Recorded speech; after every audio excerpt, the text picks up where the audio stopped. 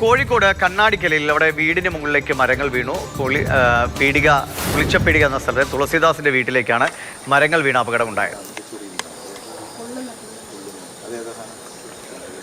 മക്കളെ പേടിച്ചുപോയി.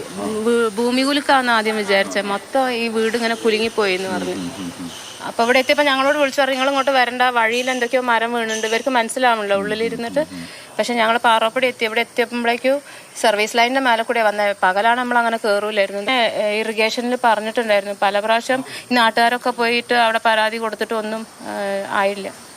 അപ്പം ഒരു പ്രാവശ്യം ചേര് വീണിട്ട് പിന്നെ ഇലക്ട്രിസിറ്റിക്കാർ ഇവിടെ മുറിച്ചിട്ടിട്ട് പോയി. അഖില CP വിവരങ്ങളുമായി നമ്മളോടൊപ്പം ചേരുന്നുണ്ട്. അഖില, വീടിന് മുകളിലേക്ക് ഒരു വലിയ മരം കടപുഴകി വീണിരിക്കുകയാണ്. വലിയ അപകടാവസ്ഥയാണ്. ഭൂകമ്പമാണ് എന്നാണ് വിചാരിച്ചത് എന്നുള്ളതാണ് വീട്ടുകാർ പറയുന്നത്. നിലവിൽ അവിടെ അവർക്ക് തുടരാൻ കഴിയുന്ന സാഹചര്യമുണ്ടോ? അതായത് മാധു, ഈ വീണ മരം മുറിച്ചു മാറ്റേണ്ടതുണ്ട്. ഫയർഫോഴ്സ് സംഘം സ്ഥലത്തെത്തിയിട്ടുണ്ട് എന്നാണ് നമ്മൾ മനസ്സിലാക്കുന്നത്.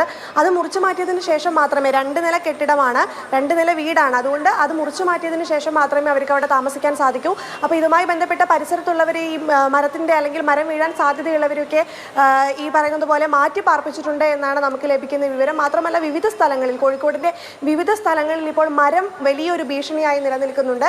ആ മരം വീഴുന്നത്, ഈ മരം വീഴാൻ സാധ്യതയുള്ള വീട്ടുകാരെയും അവരെയുമാണ് ഇപ്പോൾ എല്ലാവരുടെയും, പഞ്ചായത്തിൻ്റെയും മറ്റ് നാട്ടുകാരുടെയും ഒക്കെ നേതൃത്വത്തിൽ മാറ്റി പാർപ്പിക്കാൻ തീരുമാനിച്ചിട്ടുള്ളത്. കോഴിക്കോട് ജില്ലയിലും കോഴിക്കോട് ജില്ല നഗരത്തിലും മലയോര മേഖലയിലും ഈ വ്യത്യാസമില്ലാതെ, ഒരു നഗരമെന്നോ ഈ മലയോര മേഖലയെന്നോ വ്യത്യാസമില്ലാതെ ഇപ്പോഴും ശക്തമായ മഴ തുടർന്നുകൊണ്ടിരിക്കുകയാണ്. ഏറ്റവും ഭീഷണിയായിട്ടുള്ളത് താമരശ്ശേരി, മുക്കം, കുറ്റ്യാടി എന്നിവിടങ്ങളിലാണ്. അപ്പോൾ നിരവധി ബസ് സ്റ്റോപ്പുകളിൽ ഉൾപ്പെടെ, വീടിന് മുകളിൽ ഉൾപ്പെടെ നിരവധി സംഭവങ്ങൾ, മരം വീഴുന്ന സംഭവങ്ങൾ റിപ്പോർട്ട് ചെയ്തിട്ടുണ്ട്. ഇപ്പോൾ ഇവിടെ ഈ തുളസിദാസിന്റെ വീട്ടിലേക്കാണ് മരം വീണിട്ടുള്ളത്. അത് മരം മുറിച്ചു മാറ്റിയതിനു ശേഷം മാത്രമേ അവർക്ക് വീട്ടിൽ താമസിക്കാൻ സാധിക്കൂ എന്നുള്ളതാണ് ലഭിക്കുന്ന ഏറ്റവും പുതിയ വിവരം.